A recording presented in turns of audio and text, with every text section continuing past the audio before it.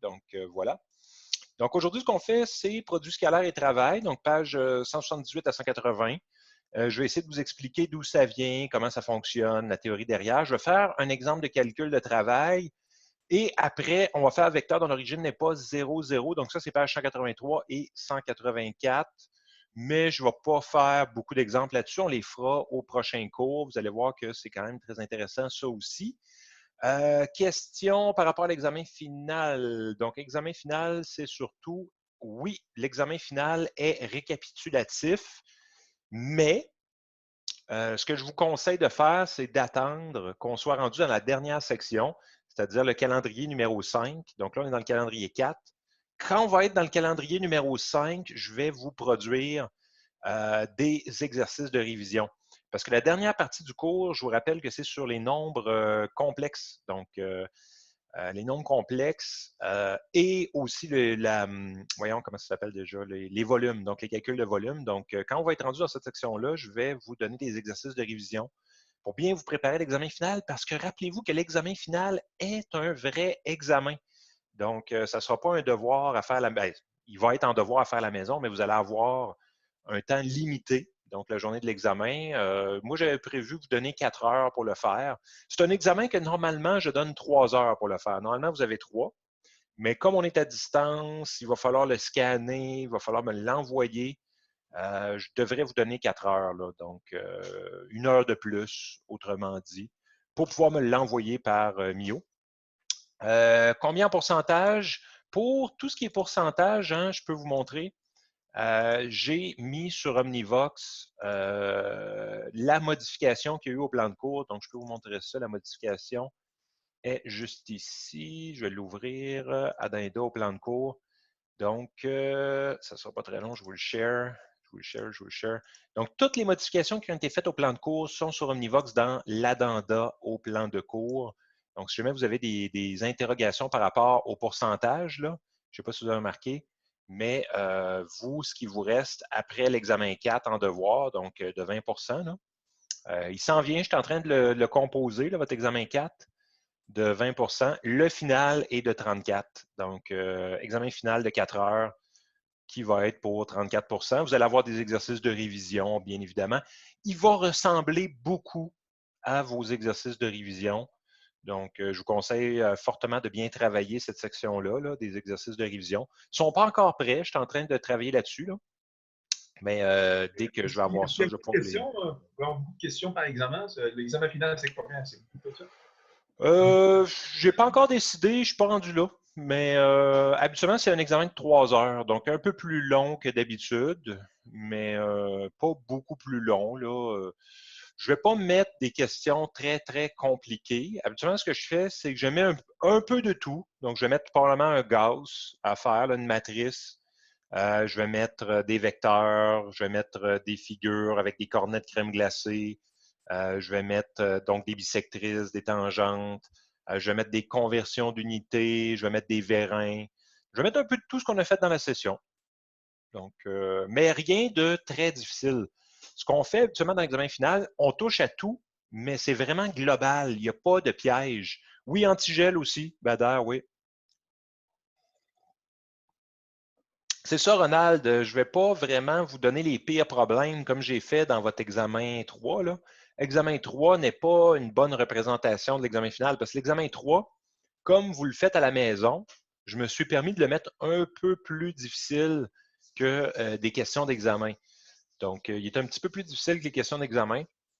En examen, il y a vraiment pas de piège, il n'y a vraiment rien pour vous piéger, contrairement à un devoir à faire à la maison, là, qui est plus difficile. Mais c'est normal, vous êtes à livre ouvert. Là, l'examen final, vous allez être à livre ouvert aussi, mais comme vous allez avoir la limite de temps, vous n'aurez pas le temps d'aller fouiller. Donc, c'est ça la stratégie, là, en fait. Donc, il faut être bien prêt. Il faut bien se préparer, bien travailler les devoirs que je vous fais faire. Là. Donc, devoir 3, bien le travailler. Devoir 4, vous allez bien le travailler.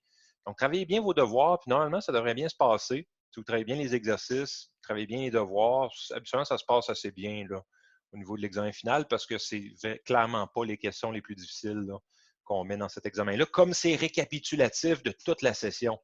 Donc, le but, c'est juste de voir si vous êtes à l'aise avec le contenu global du cours. Donc, c'est vraiment pas surprenant, là. Vous allez voir rien de surprenant dans le final. Et vous allez avoir un pré-test, qu'on appelle, là, donc des exercices de préparation pour vous préparer à ça. Je suis en train de travailler là-dessus. Ça va être prêt très bientôt. Donc, c'est ça. La situation se déroule quand même bien pour l'instant. Donc, rappelez-vous que l'examen est à remettre jeudi. Et c'est ça, grosso modo. Et je voulais revenir à ce qu'on fait aujourd'hui. Donc, ce qu'on fait aujourd'hui, nous allons faire le produit scalaire et le travail. Donc, page 178. Je ne sais pas si vous l'avez sous les yeux, la page 178 présentement. Donc, je m'apprête à débuter ça. Et on va faire les vecteurs dont l'origine n'est pas 0, 0. Donc, je vais changer mon affichage pour passer directement à ma caméra. J'espère que je ne l'ai pas fait planter en jouant avec tout à l'heure. Est-ce que ça marche? Oui, ça marche, mais c'est très flou, hein? C'est flou. Ouais, c'est flou. Je vais juste faire une petite modification technique pour... je vais juste l'arrêter, là, si vous me permettez. Je vais juste faire ça. On va revoir le désert à Ali. Hein. Ça vient du film Dune, je pense, de 1984, pour être précis, cette image-là. C'est possible. Ah, ben, si vous mettez des films de science-fiction, c'est sûr que je les connais. Parce que je connais tout sur la science-fiction, à peu près. Tout ce qui existe et tout ce qui se fait. Star Wars, bien évidemment. C'est sûr que je connais Star Wars. Bon, là, ça devrait être moins flou. Est-ce que c'est moins flou? Ça devrait, hein? Non, ça va, c'est correct, c'est clair. C'est correct, hein, là? Good, Oh, good, good. Good, good, C'est good. clair, c'est correct. Ah, génial. Ah. Génial, génial. Bon, donc ça, c'est la page 178, hein, bien évidemment. Donc, je peux vous le marquer ici, là, page 178, des notes de cours. Bon, qu'est-ce qui se passe? J'ai déjà souligné plusieurs choses, hein, bien évidemment. Donc, le produit scalaire, c'est ce qu'on voit aujourd'hui. Ça nous permet, entre autres, de trouver l'angle entre deux vecteurs. Donc, on va réussir à trouver l'angle entre deux vecteurs à l'aide du produit scalaire, entre autres. Ça sert aussi à calculer le travail. Donc, c'est quand même intéressant. Il existe deux formules. Donc, ça, c'est la formule 1. Je vais l'appeler F1. Donc, la formule numéro 1 du produit scalaire. Donc, produit scalaire de U avec V, c'est égal à quoi? Bien, c'est égal au module, donc la longueur de U fois la longueur de V fois le cosinus de l'angle entre les deux. Est-ce que vous l'aviez déjà vu, cette formule-là, par le passé, ou c'est la première fois que vous voyez cette formule-là? Longueur de U fois longueur de V fois cos. C'est-tu la première fois que vous découvrez? Première fois pour Christian, hein? Christian? Hein? Mohamed aussi. C'est la première fois que vous voyez cette formule. OK. OK, OK, OK. Ronaldo aussi. OK. Bon, ben, écoutons. Est-ce que vous l'acceptez ou vous la refusez? Vous n'avez pas trop le choix de l'accepter, hein? Donc, on refuse, Oussem, ça commence déjà. Il existe également une deuxième formule qui est la F2. Là, je peux l'appeler F2. C'est la formule de U produit scalaire avec V. Donc, c'est U1, U2, produit scalaire avec V1, V2. Qu'est-ce qu'on vous dit? Bien, vous avez juste à multiplier les composantes et à additionner la multiplication des composantes en X plus composantes en Y multipliées entre elles. Donc, celle qui est la plus pratique, qui va le plus vite, là, c'est celle-là. Celle-là, elle va plus vite. Donc, c'est plus vite de faire celle-là. Parce que si vous avez vos vecteurs déjà sous forme rectangulaire, tout ce que vous avez à faire, c'est lui multiplié par U1 multiplié par V1 plus U2 multiplié par V2 et ça vous donne un nombre, ça vous donne la réponse, autrement dit, du produit scalaire. Est-ce que je peux vous faire des exemples de ça? Parce que là, pour l'instant, ça ne doit pas vous dire grand-chose, hein, ni à quoi ça sert vraiment. Hein. Le but, en fait, ça va être de trouver le θ ici. Puis ce qui est bien, c'est que comme le θ est dans la formule, ça nous permet de trouver l'angle entre les deux vecteurs. C'est ça qui est bien. Donc, et non, Fernando, le résultat n'est pas un vecteur. Le résultat du produit scalaire, c'est une constante. Ça donne toujours une constante. Et c'est ça qui est intéressant, en fait. Vous allez voir, c'est très, très intéressant. C'est pour ça qu'on l'appelle le produit scalaire, parce que scalaire, c'est un synonyme de constant. C'est une valeur constante, en fait. Donc, ben là, je m'apprête à faire l'exemple avec vous. Et là, dans l'exemple, vous pouvez dessiner déjà vos deux vecteurs hein, dans le petit plan cartésien, là, dans le dessin, parce que là, on a le vecteur A qui est 2, 5 et le vecteur B qui est moins 1, 2. Donc, 2, 5, ça va être 1, 2. 1, 2, 3, 4, 5, admettons. Donc, on est environ ici. Ici, est-ce que ça passe? Oui, ici, c'est pas si mal. Donc, ça va être le vecteur A. Juste ici, comme ça. On peut dessiner le vecteur A. Et on peut dessiner aussi le vecteur B. Le vecteur B, c'est moins 1, 2. Donc, moins 1 ici. 2 environ là. Je regarde sur la caméra parce que ça me donne une meilleure idée, parce qu'elle est juste au-dessus de mon dessin. Donc, elle voit beaucoup mieux la situation que moi à côté. Donc, ça, c'est le vecteur B. Donc là, vous pouvez calculer, vous pouvez placer votre vecteur B et votre vecteur A à partir des composantes qu'on a ici. Et là, le but, ça va être d'utiliser le produit scalaire pour déterminer l'angle entre les deux vecteurs. Donc, l'angle entre les deux vecteurs, c'est le θ qu'il y a ici. Donc, c'est l'angle entre le vecteur A et le vecteur B. Et on va se servir du produit scalaire pour faire ça. Donc, c'est ça, grosso modo, le plan, la stratégie de la journée. Et moi, ce que je commence toujours par faire pour calculer le produit scalaire, c'est que je commence par écrire ma formule. En fait, là, on peut l'écrire ici, là, produit scalaire de A avec B. Je vais utiliser deux crayons de deux couleurs différentes. Là. B, je vais le mettre en rouge pour pouvoir les distinguer. Donc, produit scalaire de A avec B, je vais commencer par utiliser la formule 1. Donc, je vais l'appeler F1. Là. Je vais utiliser la formule, formule 2. Je vais utiliser la formule 2 à droite. Enfin, je vais mettre à droite la formule 2. J'aime ça mettre mes deux formules, une de chaque barre, en fait. Donc, je vais mettre la formule 2 à droite, F2 de ce côté-là et F1 de ce côté-là. Donc, parce qu'il y a deux formules pour les calculer. Là. Je ne sais pas si ça se... Donc, ça, c'est F2 qui va aller ici. Puis la formule 2, qu'est-ce qu'elle dit? Bien, elle dit de juste réécrire 2,5, 2,5, produit scalaire avec le B qui est de moins 1,2, comme ça ici.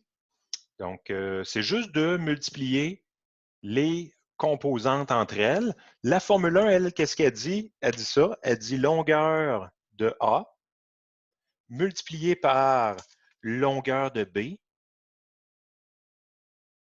multiplié par le cosinus de l'angle entre les deux. Donc, tout ça, ça devrait être égal, en fait, parce que c'est la même chose qu'on calcule, c'est le produit scalaire, donc c'est produit scalaire de A avec B. Donc, cette formule-là devrait donner la même chose que cette formule-là.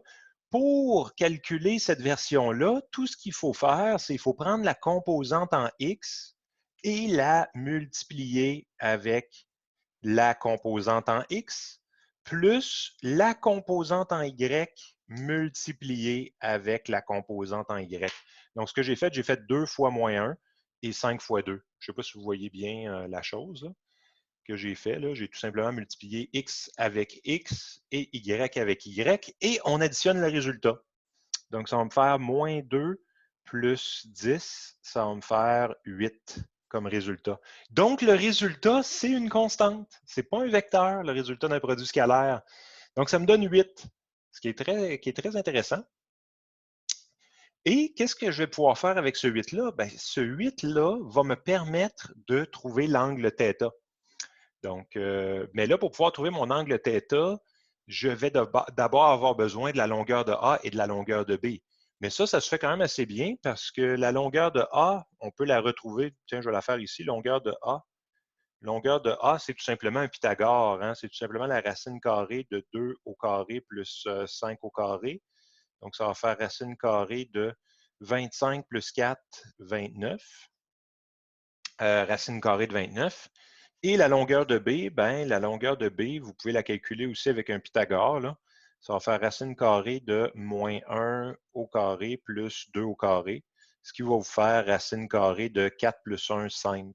Racine de 5. Donc, vous avez les deux longueurs des vecteurs. Vous pouvez venir les mettre ici. Donc, ici, on va avoir racine carrée de 29 multiplié par racine carrée de 5, qui est la longueur de B, multiplié par le cosinus de l'angle entre les deux. Qu'est-ce que tout ça devrait donner? Bien, tout ça devrait nous donner le 8 qu'on a obtenu ici. Donc, ça devrait nous donner la même valeur. Mais là, maintenant, ce qui est bien, c'est que ça peut nous permettre d'isoler le cos. Donc, ce qu'on va avoir, c'est que cos de l'angle θ est égal à mon 8 divisé par racine de 29 multiplié par racine de 5. Donc, ça permet d'isoler le cos. C'est ça qui est beau. On a juste à diviser tout ce qu'on a ici en dessous, sous le 8. Et là, ça nous permet de trouver l'angle θ. Je peux vous le faire rapidement. J'ai ma calculatrice ici. Ici, tout ce qu'il faut faire, il faut faire 8 divisé par parenthèse, deuxième fonction racine, 29 fois deuxième fonction racine 5, fermeture de parenthèse, égale 0,66, tout à fait Oussem. Puis là, on peut faire deuxième fonction cos égale 48,3666. Donc, on a un angle de 48,366466066 degrés directement comme ça à l'aide du produit scalaire. Ça n'a pas de l'air de ça, mais ça va beaucoup plus vite que de faire le dessin. Ça n'a pas de l'air, parce que j'ai fait beaucoup d'étapes, mais en fait, ça va très, très vite. Parce que même dans notre tête, le 8, ça va vite. 2 fois moins 1, ça fait moins 2. 5 fois 2, 10. Moins 2 plus 10, ça fait 8. Là, on prend nos deux longueurs, on fait 8 divisé par nos deux longueurs, cos moins 1, et on a la réponse directement. Ça va très, très vite quand on est habitué à faire cette méthode-là. Donc, c'est ça, grosso modo. Ça nous permet de trouver la valeur de l'angle θ ici, là, qui est de 48,366, 3 petits points degrés, directement comme ça. Est-ce que je peux vous faire l'autre en dessous aussi pour vous en faire un deuxième, tant qu'à faire, hein, le B? Pourquoi pas? Le B, il y a une étape de plus, hein, par contre, au niveau du B. Il faut d'abord trouver le U. Hein. Le U qui est égal à 2 fois le A, donc 2 fois le vecteur 2, 5, moins le vecteur B qui est moins 1, 2. Donc, il faut commencer par calculer ses composantes, en fait, là, du vecteur U. Donc, c'est 2 fois A, hein, parce que tout ça, ça vaut A. Là. Ça, c'est le vecteur A, puis ça, c'est le vecteur B.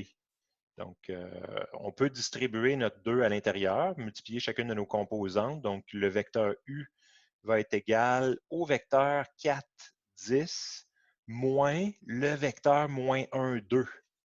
Donc, même chose avec le moins. Hein. Vous pouvez distribuer le moins à l'intérieur de la parenthèse et ça va nous faire un vecteur U qui est égal à 4 plus 1. Hein. Ça va devenir un 1 positif ici. Puis la deuxième composante, ça va être 10 moins 2 comme deuxième composante, hein, parce que là, quand on distribue le moins, ce 2-là devient négatif. Donc, le vecteur U va être égal au vecteur 5, 8. Donc, il faut commencer par faire ça. Hein. Quand on vous donne un vecteur sous cette forme-là, là, vous ne pouvez pas vraiment travailler avec ça. Il faut d'abord trouver les composantes du vecteur. Puis là, maintenant, pour trouver l'angle entre les deux, ben là, on peut réutiliser la même technique. C'est U, produit scalaire avec B.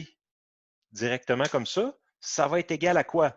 Ben, ça va être égal à 5, 8. Donc, c'est 5, 8 ici. Produit scalaire avec moins 1, 2 de ce côté-là. C'est égal aussi de l'autre côté à longueur de U multiplié par longueur de B multiplié par le cosinus de l'angle entre les deux. Donc ça, c'est quand même très, très bien hein, parce qu'on a deux côtés à cette formule-là. On a le côté avec le cos, longueur fois cos, puis on a le côté avec les composantes. Donc là, si on travaille avec les composantes, ça va être 5 multiplié par moins 1 plus 8 multiplié par 2. Ça va nous faire moins 5 plus 16, ce qui nous fait 11 comme constante. Puis là, une fois qu'on a la constante, ben là, on peut venir travailler ici. Oh, je n'ai pas la longueur de U. Je vais le faire ici. Ça me prend la longueur de U. J'ai oublié, excusez. Longueur de U, ça va être égal à racine carrée de 5 au carré plus 8 au carré. Donc, ça va être égal à racine carrée de 64 plus 25. 64 plus 25, ça va me faire 80. 89, excusez. Ouais, 89. J'ai comme eu un bug mental. Racine de 89. Donc, racine de 89 multiplié par la racine de 5 multiplié par le cos de l'angle doit être égal à la réponse qui est 11. Donc, 11. Donc, ça fait en sorte que cosinus de l'angle doit être égal à 11 divisé par racine 89 multiplié par racine 5. Donc, mathématiquement parlant, juste mathématiquement parlant, c'est quand même une méthode qui est utile pour aller chercher les angles, parce que tout ce qu'on a à faire, c'est 11 divisé par deuxième fonction racine. Oh, je n'ai pas utilisé la bonne racine. 11 divisé par deuxième fonction racine 89 multiplié par deuxième fonction racine 5. Et bingo, on a 0,52. On fait deuxième fonction cos, ça nous donne l'angle qui est de 58. 58,5704343 degrés. Donc, c'est une formule systématique qui nous permet d'aller chercher les angles entre deux vecteurs très rapidement. Hein? Quand même très rapide. Ça, c'est purement mathématique. Ça, c'est un but purement mathématique d'utiliser le produit scalaire pour faire ça. Mais il existe également une autre application. Je ne sais pas si vous êtes prêts pour l'autre application. Est-ce que vous avez eu le temps de prendre ça en note, cette page-là? Pendant que je prends un peu de café. Là. Bader a eu le temps. Est-ce que les autres ont eu le temps de prendre en note la chose? C'est correct pour la page 178? Là, je m'apprête à aller à la page 179. La page très intéressante. Là. Je ne sais pas si vous êtes excités, là, parce que là, on va aller chercher la vraie application physique du produit scalaire à la page suivante. C'est pour le travail, en plein ça, Bader. Ça, c'est bien. Donc, produit scalaire nous permet de calculer le travail d'une force. J'ai déjà souligné les endroits importants. Donc, ben là, ce qu'on va avoir de besoin pour aller chercher le travail d'une force, on va avoir besoin de la grandeur de la force, donc son module. On va avoir besoin de l'angle entre la force et le déplacement du chariot et la longueur du déplacement. Avec ces trois choses-là, vous pouvez les mettre d'une autre couleur. Là. Avec ça et ça, on est capable d'aller chercher le travail effectué par une force sur un déplacement. Habituellement, le travail, on le note W, hein? Donc ça s'appelle W. Je ne sais pas si vous êtes habitué. Savez-vous pourquoi on appelle ça W? Est-ce qu'il y en a qui savent pourquoi? W. Work en anglais, tout à fait. Ronald, Bader, Christian et Fernando et Mohamed. C'est bien, vous savez que c'est pour le travail, donc work.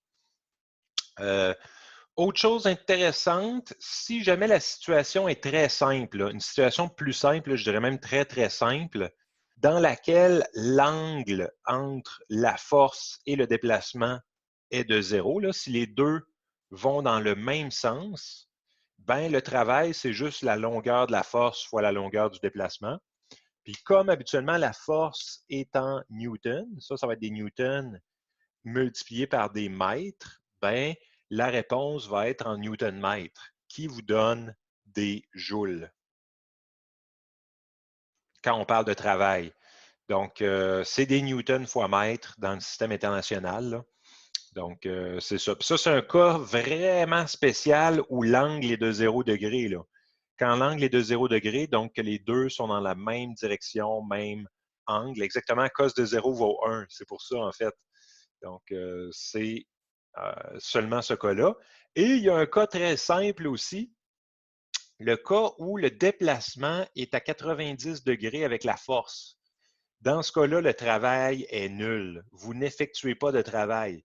Même si vous forcez, il n'y aura pas de travail de calculer dans cette situation-là parce que cette force-là ne participe pas à ce déplacement-là. Une force vers le haut quand le déplacement est vers la droite, ce n'est pas une force qui participe au déplacement. Donc, c'est plutôt ce qu'on va appeler un moment. Mais là, on n'est pas rendu là. Mais ça va générer un moment angulaire. mais pas de travail, par contre. Ça ne va pas générer de travail. Donc, on dit que la force ne travaille pas quand l'angle est de 90 avec le déplacement. Donc là, on rentre vraiment dans des notions physiques un peu plus profondes, là. Ça commence à être intéressant maintenant qu'on est rendu là dans les vecteurs. Donc, c'est ça. Puis là, je peux passer directement à la page 180. Et là, à la page 180, il se passe des choses. Je ne sais pas si vous êtes prêts psychologiquement. Là. Ça, c'est page 180. Et là, j'ai mon petit chariot. Donc, j'ai perdu. Oh non, j'ai accroché mon fil, encore une fois. Je m'excuse. J'ai accroché mon fil à un moment intéressant en plus. C'est le moment du chariot, mais c'est parce que là, j'ai trop de fils. Ben oui, j'accroche tout le temps mon fil au mauvais moment. Bon, je vais recommencer, ça ne sera pas long. Là. Je vais aller ici, je vais aller là, je vais changer mes settings. Je vais remettre ma caméra correctement en zoom automatique. Voilà, comme ça, c'est bien. Appliquer, OK. Et là, je vais la remettre, voilà. Voilà. Puis je pense même qu'elle est moins floue maintenant. Je pense que c'est même meilleur l'image. Qu'est-ce que vous en pensez? Je pense que l'image est un peu meilleure, en fait. J'ai bien fait de l'accrocher. C'est juste qu'il faut que je fasse attention au fil. C'est parce que le fil, vous ne le voyez pas, là, mais dans le vaisseau spatial, le fil est juste ici en bas. Là. Si j'accroche le fil, c'est fini. Ça coupe l'image. Mon fil est vraiment très, très sensible. Donc, c'est ça le danger. Là. Bon, donc là, à la page 180, qu'est-ce que j'ai fait? Ben là, j'ai souligné la formule. Là. La formule, si vous remarquez, c'est exactement la même formule. C'est longueur de F fois longueur de D fois cosinus de l'angle entre les deux. Oui, ça va ralentir la vitesse de la lumière, c'est ça. Là, c'est exactement la même formule. Puis là, je vais vous montrer pourquoi est-ce que c'est cette formule-là qu'on utilise, en fait, pour calculer le travail. Ce que je vais faire, je vais mettre mon angle. Ça, c'est l'angle entre la force et le déplacement. C'est le θ. En fait, ce qu'on fait quand on calcule ça, c'est qu'on fait une projection orthogonale de la force sur le déplacement. Je ne sais pas s'il y en a qui le savaient, là, mais ce qu'on fait, c'est qu'on se prend une règle et on projette F sur D. Comme ça, on se fait un petit pointillé, voilà. On se fait un pointillé. Ça, c'est 90 degrés ici. Et ce qu'on fait, c'est qu'on se trace un nouveau vecteur qui est le vecteur de projection de la force sur le déplacement. Donc, ça, c'est mon vecteur de projection là, en rouge. J'ai essayé de l'exagérer un peu. Est-ce que vous le voyez, mon vecteur rouge? Vous ne voyez pas grand-chose, hein, je pense. Vous le voyez quand même. OK, c'est mon vecteur de projection. Ça, c'est la projection de la force sur le déplacement. Donc, c'est projection de F sur D. Et la définition, la vraie définition du travail, W, c'est égal à mon vecteur, la longueur du vecteur projection de F sur D. C'est la longueur de ce vecteur-là multiplié par la longueur du déplacement. Donc, c'est ça la vraie définition du travail, en fait. Mais vous remarquerez une chose, pour calculer la partie rouge, qu'est-ce qu'on peut faire? Bien, on remarque que si on prend le cos de l'angle, si on fait cos de θ, cosinus de θ, bien, oh, vous ne le voyez pas, mon cosinus, je l'ai mis là. Cosinus de l'angle, c'est égal à adjacent. Donc, adjacent, c'est la longueur de la projection. C'est adjacent divisé par hypoténuse, donc longueur de la force. Donc, si on cherche le cosinus, on va avoir ce côté-là qui est adjacent sur hypoténuse. Donc, si on essaye d'isoler la longueur de la projection, bien là, la longueur de la projection, ça va tout simplement être, longueur de F, multiplié par le cosinus de θ qui va être égal à la longueur de la projection de F sur D. Là, je suis un peu croche, je m'excuse. Mais j'ai multiplié par F de l'autre côté. Et là, j'ai longueur de F fois cos. Donc, en fait, le travail, c'est égal à la longueur de F multiplié par le cosinus de l'angle, cos de θ, multiplié par la longueur du déplacement. Donc, on retrouve en fait la formule qu'on avait,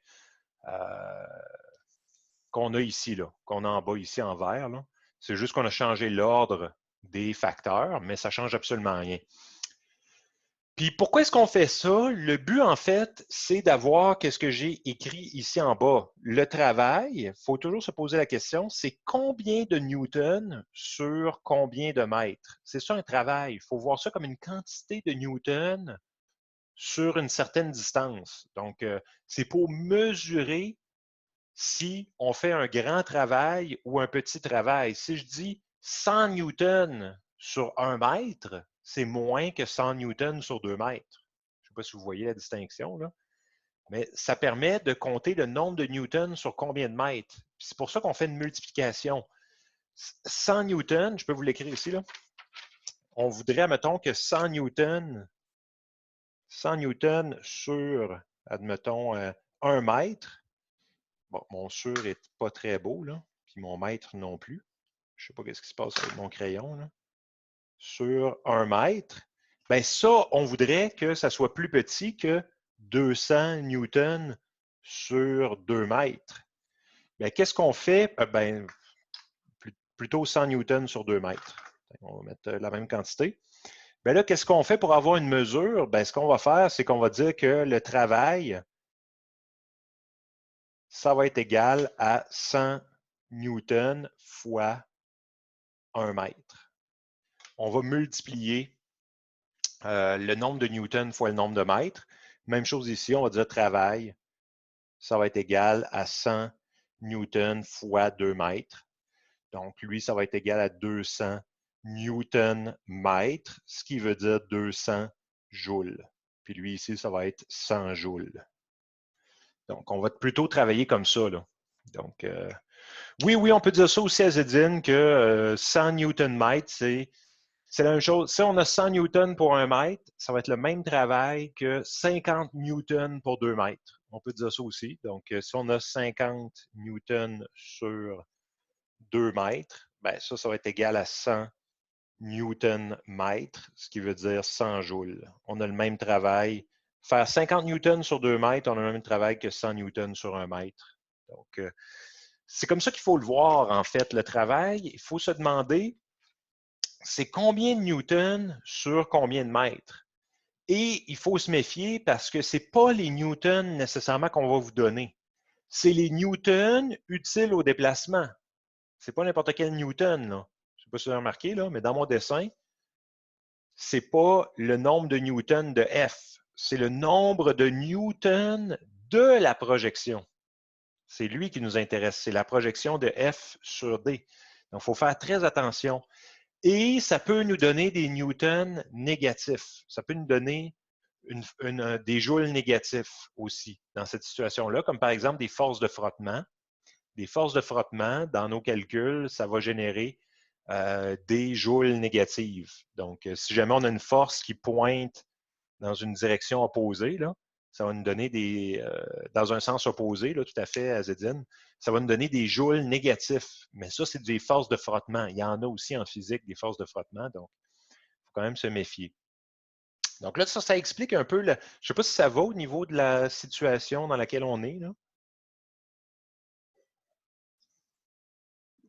On est dans cette situation-là, là, présentement. C'est quand même une belle application des vecteurs. Là. Vous allez voir en dessous. Là. Puis là, si vous regardez en dessous, ben là, vous avez le détail des unités. Donc, 1 joule, c'est 1 newton fois 1 mètre. 1 joule, c'est le travail effectué par une force de 1 newton se déplaçant d'1 mètre. Dans le système impérial, c'est des pieds fois livres. Et ce n'est pas des livres ordinaires, c'est des livres force. Donc, c'est des pieds fois livre force. Donc, c'est comme ça qu'on les utilise en système impérial. Donc, je ne sais pas si vous en avez... Avez-vous commencé à utiliser les livres force? Je pense que oui, hein? Des livres, des LBF. Ah, pas encore? On les écrit comme ça, LBF. C'est des livres force. Vous avez... Ah, le torque peut-être, ouais. Ouais, ben là, il faut faire très attention, Ronald, parce que là, on va découvrir dans cette section-là que des pieds fois livre, donc ça ici, là, pied fois livre, ça peut représenter un travail autant qu'un torque. Donc, vous ne les utilisez pas encore, OK. Ça peut représenter les deux. Donc, il faut faire vraiment attention. Bon, OK. Ça, c'est quand même très important ici. Si une force agissant constamment sur un corps ne provoque pas de mouvement, aucun travail n'est réalisé. S'il n'y a pas de mouvement, aussi fort que vous appuyez, vous pouvez appuyer très, très fort. Prenez votre main là, puis appuyez sur le sol, aussi fort que vous pouvez. S'il n'y a pas de mouvement, il n'y a pas de travail. L'effort mis en jeu, on s'en fiche complètement de l'effort. Donc, nous, ce qui nous intéresse, c'est quand il y a un déplacement. S'il n'y en a pas de déplacement, il n'y a pas de travail pour nous. Donc, il faut faire vraiment, vraiment attention à ça. Le travail, c'est un scalaire, donc c'est une constante, c'est représenté par un nombre, mais sa valeur dépend de deux vecteurs. Donc, ça, c'est quand même intéressant aussi. Et là, je suis déjà rendu à la page 181 dans laquelle c'est les exercices, mais ce que je vais faire, je vais vous en faire au moins un exemple avec un bloc qui est similaire à ce qu'on fait en examen habituellement, là. Donc, je vais vous faire le numéro 6. Je vais aller à la page 182, là. Je vais aller vous faire celui-là ici, là. Ça, c'est page 182. Je vais vous faire le numéro 6 pour vous. C'est un exemple assez classique. Hein? Je ne sais pas si. En avez-vous déjà fait des petits blocs sur des plans inclinés comme ça? C'est très classique. Très, très classique, ça. Comme problème. Ça vous dit quelque chose ou pas? Ah, Zedine, oui. Génial. Anis aussi. Génial, génial, génial.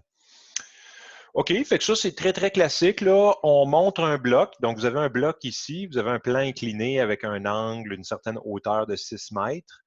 On a une force de 200 newtons, qui pousse le bloc. Bon, je ne sais pas pourquoi ils l'ont mis en kilonewton, là, ici. Là. Ils ont mis 0,200 kilonewton.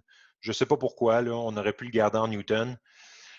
On considère les forces de frottement comme étant négligeables, donc on considère qu'il n'y a pas de force de frottement.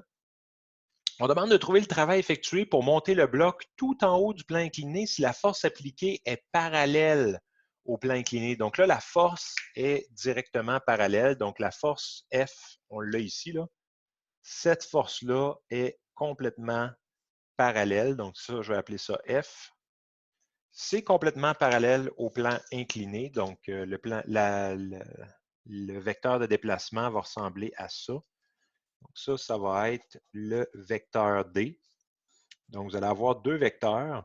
Vous avez le vecteur D qui est ici et vous avez le vecteur F qui est ici. Puis, on vous demande de calculer le travail effectué pour monter le bloc tout en haut du plan incliné. Je vais me prendre une feuille brouillon pour avoir de la place pour travailler un peu, là. Donc, je vais commencer par ça. Je vais vous faire les calculs ici.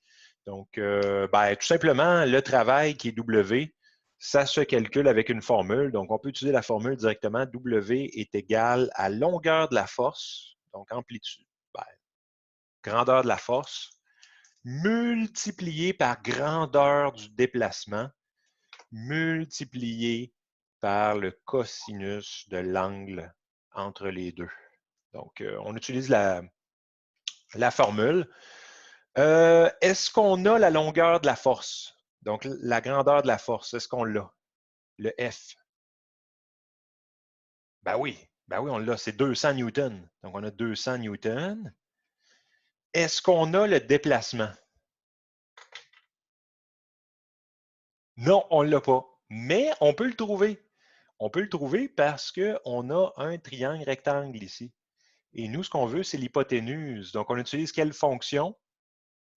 Cos, tan, sin, Christian, en plein ça. On va utiliser sin pour trouver la longueur du déplacement. Donc, on a que sinus de 20 degrés. Sinus 20 degrés, je vais vous descendre un peu. Sinus 20 degrés, c'est égal à opposé sur hypoténuse. Donc, opposé, c'est 6 mètres, hein, qui est ici. Ça, c'est 6 mètres. Donc, c'est 6 sur longueur du déplacement. Donc, on peut isoler longueur du déplacement. Donc, longueur du déplacement, ça va être égal à 6 divisé par sinus de 20 degrés.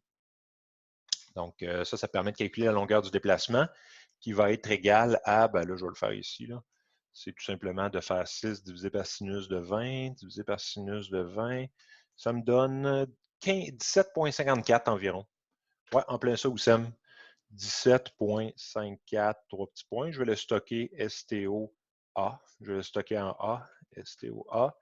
Donc, c'est 200 newtons multiplié par 17,54, 3 petits points, mètres, multiplié par le cosinus de l'angle. C'est quoi l'angle? Est-ce que c'est 20 degrés?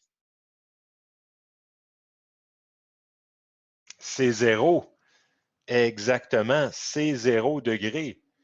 Pourquoi 0 degré?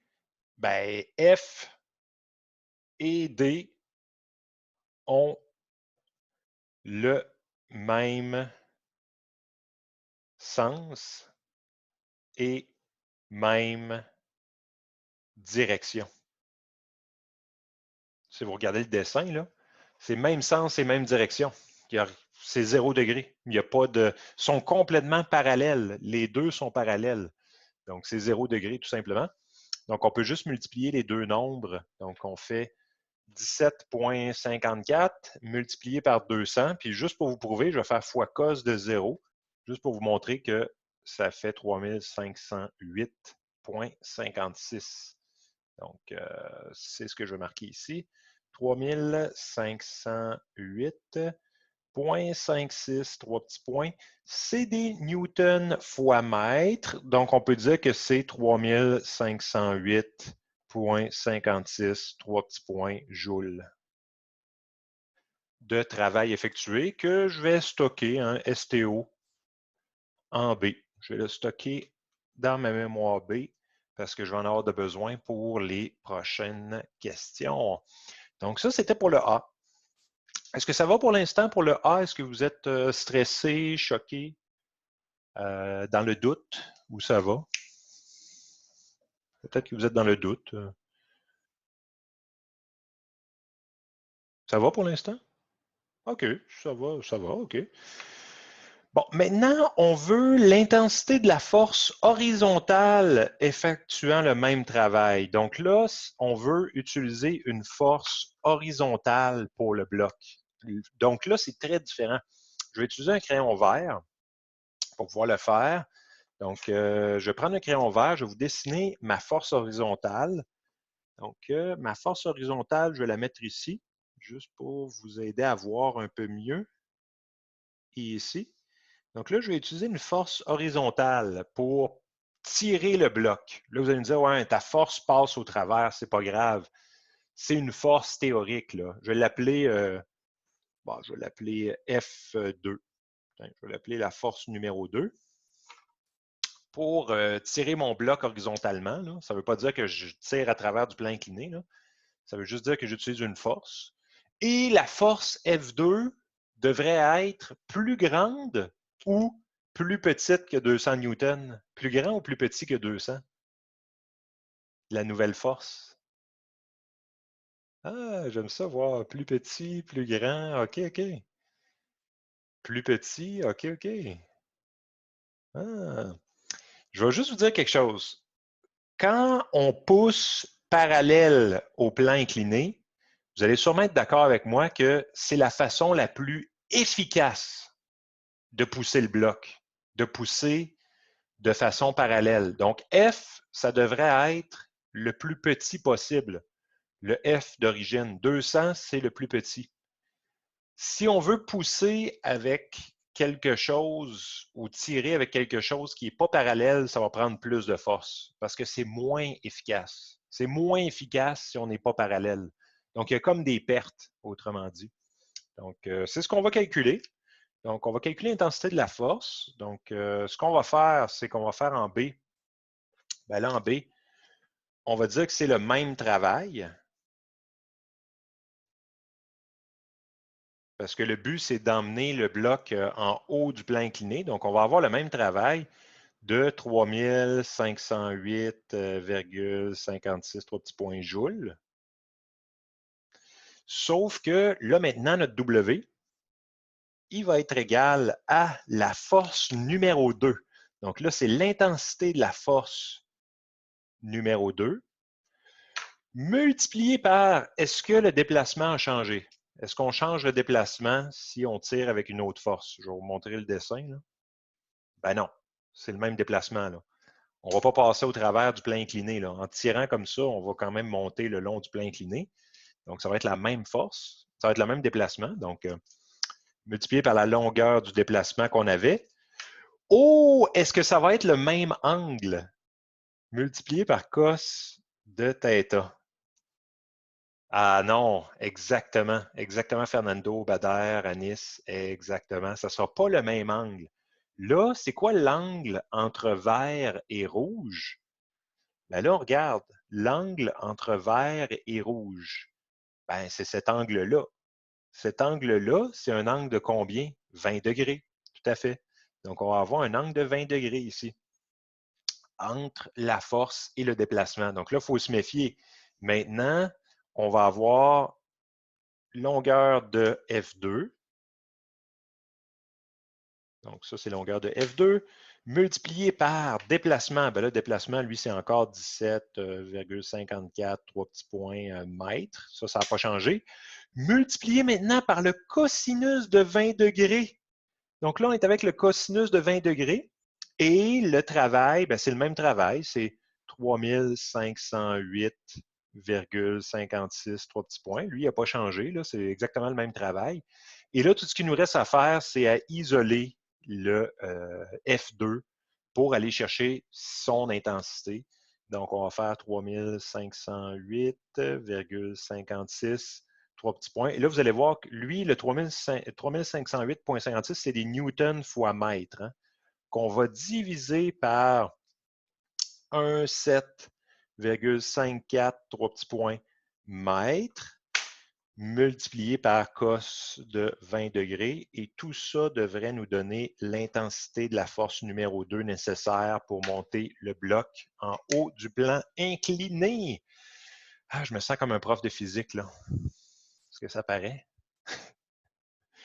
Divisé par... comment j'avais fait? Ah, j'ai pas stocké. Ah oui, j'ai stocké. J'ai stocké en A, alpha A. J'avais stocké mon 17,54 en A, multiplié par cos de 20 degrés. Je vais fermer la parenthèse égale. J'ai 212, ouais, j'ai ça moi aussi à Zedine, 212,83. Donc, comme longueur, comme intensité de ma force. Donc là, ça va être 212,83, 3 petits points, Newton. Et ce qui est beau, c'est qu'on remarque au niveau des unités, hein, remarquez que les mètres annulent les mètres. Là. Il reste tout simplement que des newtons au niveau des... c'est beau, hein, Jacobo? Moi aussi, j'aime bien. Donc, on a notre intensité. Ça prend un peu plus de newtons. Ça prend plus de newtons. Pourquoi plus de newtons? Ben là, ce n'est pas une force qui est très efficace, là, parce qu'elle n'est pas dans la même direction que le déplacement. Donc, il y a une perte de newtons, en fait, quand on fait ça. Là, là vous allez me dire, ouais, mais là, on force plus. Ça devrait donner plus de travail. Non. C'est parce que vous forcez pour rien. Ce qui ne sert à rien, nous, on ne le calcule pas. Donc, on ne calcule pas ce qui n'est pas utile au déplacement. Donc, si vous décidez de forcer pour rien, ben, vous forcez pour rien.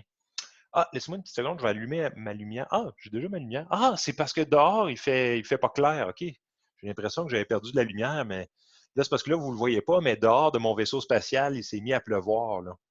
Donc, ouais, c'est ça. C'est ça, Jacobo. Ben, moi, ouais, il fait gris un peu, il pleut en dehors de mon vaisseau spatial. Mais là, En tout c'est cas, pas normal, il pense d'avoir de la pluie dans l'espace. C'est pas normal, il y a quelque chose qui va pas, là.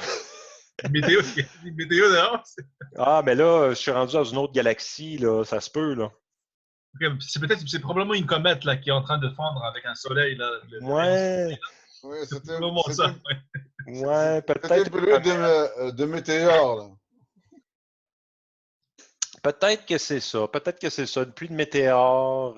J'espère que non, par contre, parce que j'ai laissé mon vélo dehors. En tout cas. Oui, tu pourrais essayer de C'est la, contourner ton vaisseau spatial un petit peu, dévier le mauvais temps, là. Oui, oui. c'est la fiction des années 60. C'est ça, c'est ça. C'est la science-fiction des années 60. Là, on a le droit. Aïe, aïe, aïe. Bon, ah oui, il me restait le C à faire. Hein? J'ai un C, moi, là. OK. Ah, le C. Le C. Je ne sais pas si vous êtes prêts pour le C, là, mais le C, il se passe beaucoup de choses dans le C. Parce que là, on vous dit que sachant que le travail pour monter le bloc est toujours le même, calculer l'intensité de la force qu'il faut exercer pour monter le bloc à la même hauteur sans le plan incliné. Oh! Oi, oi, oi, oi, oi, oi, oi. Est-ce que vous sentez la douleur psychologique de faire ce travail-là en C? C'est complètement vertical, tout à fait, Mohamed. Donc là, je vais refaire le dessin, là, le dessin du C. Je vais le faire ici. Donc là, maintenant, on n'utilise plus le plan incliné. On met le bloc ici directement. Là. On met le bloc ici. Poup, vous mettez votre bloc là, complètement. Là, je vais l'appeler bloc B, L, O, C. Vous mettez votre bloc ici. Et là, maintenant, la force que vous allez utiliser, c'est une force comme ça, vers le haut. Donc, une force F, je vais l'appeler F3. Là. Donc, la force numéro 3. Et le déplacement, est-ce que ça va être le même que tout à l'heure? Ben non, ça va être 6 mètres en plein ça, Zedine. Il va être ici, le déplacement. Donc, ça, c'est le déplacement, je vais l'appeler D2, là, le D2. Donc, ça va être le 6 mètres maintenant qu'on va utiliser. Donc, je ne sais pas si vous êtes prêts. Je vais le faire ici. Donc, ça, c'est pour le C. Le C, le C, le C, le C. C, le travail est égal. Ben là, le travail n'a pas changé. Le travail, c'est encore 3508,56, 3 petits points joules. Ça n'a pas changé. Mais la formule pour le travail qui est égale, ben là, ça va être F3 multiplié par D2. Ben, multiplié par le cosinus de l'angle entre les deux, là, mais on voit bien que l'angle entre les deux, c'est 0 degré, parce que là, maintenant, les deux forces sont parallèles, directement verticales. Donc, maintenant, l'angle entre les deux, c'est 0 degré. Donc, on va avoir 3508,56, 3 petits points, newton fois mètre, qui va être égal à F3 multiplié par D2, qui est de 6 mètres. Et là, on peut déjà dire que le cos de 0 degré, ça donne 1. Hein? Donc, on peut dire fois 1, en fait, là, parce que le cos de 0 degré, ben là, ça fait tout simplement 1. Donc, il nous reste juste à diviser par 6 mètres, donc 3508,56. 3 petits points, newton-mètre divisé par 6 mètres. Ça devrait nous donner l'intensité de la force F3. Donc, je vais faire ça. Je vais faire recall B. J'ai mon 3508. Je divise par 6. Ça me donne 584 newtons. Oh my God! C'est fou pareil. Donc, je vais vous l'écrire. 584,76, 3 petits points, newtons. Ça prend quand même pas mal de force. Hein? Ah, pourquoi 0 degré? C'est parce que les deux sont dans le même sens. Là. Je ne sais pas si vous remarquez là, sur le dessin. Ces deux vecteurs-là, là, le vecteur de 6 mètres et le vecteur F3, sont directement dans le même sens. Donc, il n'y a pas d'angle entre les deux, c'est 0 degré. Donc, c'est même direction, même sens entre les deux vecteurs. Donc, c'est pour ça que c'est 0 degré juste ici. Oui, beaucoup plus d'efforts à Nice, parce que là, il faut faire 6 mètres avec notre force. Donc, ça prend une force de 584, ce qui est évident. Hein? C'est évident que si on a le choix entre utiliser un plan incliné et forcer nous-mêmes, on a plus de chances de se blesser. On est mieux de pousser selon un plan incliné. Ça va demander moins de force, en fait. Là. On a la preuve ici, là, avec nos calculs de physique. Bon, est-ce que ça vous choque de faire de la physique comme ça en mathématiques? Hein? On se permet. Est-ce que vous sentez, est-ce que vous êtes choqué? Je me permets de faire de la physique. Vous êtes choqué, hein, Bader? Ben, c'est parce que là, il faut que je fasse un peu de physique avec vous, là. Ah ouais, t'aimes mieux ça, Jacobo? OK. Ben, moi, pour moi, c'est difficile de faire la distinction entre maths et physique à un moment donné. Ah, OK. C'est une blague. F égale mg, oui, on s'en sert parfois dans nos problèmes. On en a fait un, je pense, dernier cours avec F égale mg. M fois G, ça nous permet d'aller chercher le nombre de Newton. Donc, mais là, nous, tout était déjà en Newton, donc c'est correct, là. Donc, et remarquez que le travail était entièrement indépendant de la masse du bloc. Hein. La masse du bloc ne m'intéresse même pas. Pourquoi?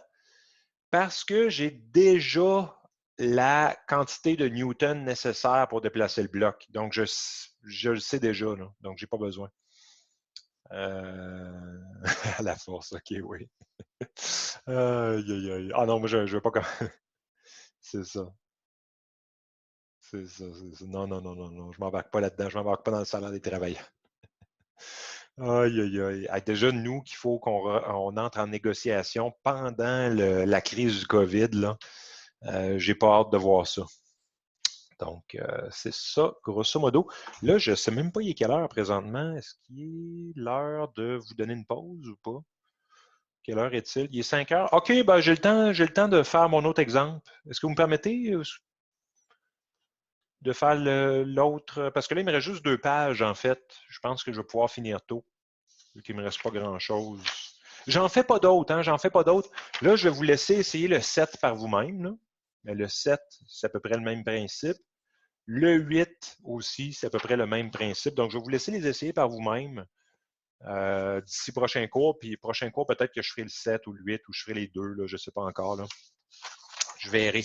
Là, je voulais faire page 183 et 184 avant de vous laisser partir parce que là, page 183 et 184, il se passe des choses. Donc, ça, c'est page 183. Où vous avez les vecteurs dont l'origine n'est pas 0, 0. Je ne sais pas si ça vous stresse quand l'origine n'est pas 0, 0, comme par exemple le vecteur AB ici. Le vecteur AB n'a pas comme origine, hein, ça c'est son origine ici, là, n'est pas 0, 0. Puis ce qu'on vous dit en fait dans ce problème-là, ce qu'on vous dit, c'est que si vous faites OA plus AB, ça va faire OB. Hein, si vous faites OA plus AB, ça vous fait OB. Et si vous avez AB, donc si vous avez AB, ben AB, c'est la même chose que OB moins OA. Donc OB moins OA, ce qui va vous faire 4 moins 2, qui est en fait le vecteur OC ici. Donc, grosso modo, qu'est-ce qu'on retient de tout ça? C'est que si vous avez un vecteur AB qui est ici, vous pouvez le remettre ici à l'origine, comme ça. Je ne sais pas si vous êtes d'accord avec moi, là, que OC, c'est la même chose que AB, en fait. Donc, OC est entièrement égal à AB. C'est juste qu'on va préférer OC parce que OC est beaucoup plus simple à utiliser au niveau de ses composantes. Tandis que AB, ben là, on ne connaît pas trop ses composantes. Donc, c'est beaucoup mieux de travailler avec OC. C'est ça qu'il faut retenir, autrement dit. Là. Donc, ça, c'est très, très utile, cette méthode-là. Je ne passe pas trop de temps là-dessus parce que je préfère travailler avec des exemples la plupart du temps. Même chose si vous avez le vecteur AB ici flottant, là, il flotte dans l'espace. Ben, si vous avez les coordonnées de A et les coordonnées de B, qu'est-ce que vous faites? Vous allez faire OA moins, ben, OB moins OA. En fait, vous allez faire 2,7 moins 4,2. Puis le truc, en fait, pour revenir toujours à l'origine, c'est toujours prendre la fin moins le début. La fin du vecteur, c'est 2,7 parce que le point ici, c'est le point 2,7. Puis le début, c'était le A, donc ça, c'était le moins 4,2. C'est toujours ça le truc, c'est toujours faire la fin moins le début. Ça, c'est le début. Puis ça, c'est la fin du vecteur. Donc moi, c'est juste ça que je retiens, en fait. Je retiens qu'il faut faire la fin, donc le 2,7 moins le début qui est moins 4,2. Donc, fin moins début. Ça vous redonne un vecteur qui est à l'origine. Oui, oui, ça marche tout le temps, Jacobo, oui. Vous pouvez tout le temps faire fin moins début. Puis moi, c'est ce que je vous recommande de toujours faire, la fin du vecteur moins son début. Ça marche tout le temps, tout le temps, tout le temps de faire ça. Même chose ici, là. Ça, c'est une autre manière de le voir, en fait, là. C'est que si vous avez un vecteur flottant ici, là, ça, c'est E, ça, c'est D. Ben, en fait, ce qu'ils vont faire pour aller chercher la base, ils vont faire E moins A. Donc, c'est la fin ici, là. Ça, c'est la fin. Et ça, c'est le début du vecteur. Ben, là, ce qu'ils font pour aller chercher la composante en X, ils font fin moins début. Puis pour aller chercher la composante en Y, ils font fin moins début. Et ça donne le vecteur remis à l'origine, en fait, avec les bonnes longueurs. Donc, c'est une autre manière de le voir, mais c'est toujours ça le truc, c'est de faire fin moins début. Géométriquement, ça donne un triangle rectangle. Ça donne le même triangle rectangle, c'est juste que là, parce que ça c'est 90, ça c'est 90, ça donne le même triangle rectangle, c'est juste que là, notre origine est à 0, 0, là. Et ça, on préfère ça. On préfère toujours se remettre à 0, 0 pour faire des calculs avec les vecteurs. Bon, êtes-vous prêts pour le vrai exemple qui est à la page suivante? Est-ce que vous sentez suffisamment badaire? Oui? Bon, je prends un peu de café parce que ça va requérir un peu d'effort physique et psychologique. Donc, voilà. Voilà l'exemple. Donc, vous avez un triangle, vous avez les coordonnées de tous les sommets. Je me suis permis d'identifier les coordonnées de chacun des sommets. Donc, vous avez le sommet A ici, vous avez le sommet B, vous avez le sommet C. J'ai mis les coordonnées et j'ai nommé les côtés. Si vous vous rappelez bien, les angles, c'est des lettres majuscules pour les angles dans un triangle et c'est des lettres minuscules pour les longueurs des côtés. Et là, ce qu'on va faire, c'est calculer les angles du triangle avec uniquement le produit scalaire. Donc, c'est juste ça qu'on va se servir. On va se servir uniquement du produit scalaire pour calculer les angles du triangle. Est-ce que ça vous stresse? Êtes-vous stressé par un problème comme ça ou ça va? Un peu dur? Ah, vous êtes stressé, Fernando? Ben voyons donc. Faut pas se stresser pour si peu, là. Il faut réduire les sources de stress, hein, le docteur. Ben oui. Ben non, faut pas que vous soyez stressé. Jacobo, le docteur Arruda, il nous a dit de se déstresser, écouter de la musique, se calmer. Écoutez un film que vous aimez, là, comme Star Wars ou Star Trek. Écoutez un vieux Star Trek avec Captain Kirk, là. Ça va vous relaxer, là. Celui qui retourne dans le temps pour sauver les baleines. Je me souviens plus c'est lequel, celui-là, numéro 3, je pense. Star Trek 3. Ah, c'est trop vieux. Ben, quoi? Bon, hein? Aïe, aïe, aïe. Mais c'est ce qui est vieux. Les meilleurs films, c'est les vieux films, en passant. C'est les meilleurs films. En tout cas, vous écouterez ça pour vous calmer. Bon, moi, je vais vous donner le truc, en fait, pour résoudre ces problèmes-là. Le truc, c'est de vous générer des vecteurs. Vous n'avez pas le choix, vous devez utiliser le produit scalaire. Donc, vous n'avez pas le choix de vous générer des vecteurs. Et moi, je vous dis tout de suite, les deux vecteurs que je vais prendre, c'est le vecteur AB. C'est le vecteur AB ici. Je vais prendre le vecteur AB et je vais prendre le vecteur AC ici. Et si je prends le vecteur AB et le vecteur AC, je vais aller chercher quel angle si je prends ces deux vecteurs-là? A, exactement. Ça va me permettre d'aller chercher l'angle A avec le produit scalaire. Donc là, la technique, je vais vous l'écrire en mots, là. La technique, c'est de prendre deux vecteurs qui ont la même origine. Vous devez toujours prendre deux vecteurs qui ont la même origine. Sinon, la méthode ne marchera pas. Donc, c'est vraiment une technique qui requiert ça, là, de prendre deux vecteurs qui ont la même origine. Ben là, il faut aller chercher les composantes. Donc, je vais commencer par AB. Le vecteur AB, comme je vous ai dit, c'est toujours la fin moins le début. Donc, la fin moins le début. La fin de AB, ben, sa fin, c'est B. Donc, c'est moins 4, 7, moins le début qui est 3, 5. Moins 3, 5. Moins 5, hein? Donc, c'est fin moins début. Donc, ça va nous faire moins 4, moins 3, ça va nous faire moins 7. 7 moins 5, ça va faire 12.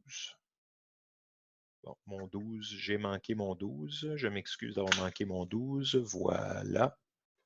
Parce qu'on distribue le moins. Hein. Donc, quand vous avez un moins, il faut le distribuer. Ça, c'est un 12 ici.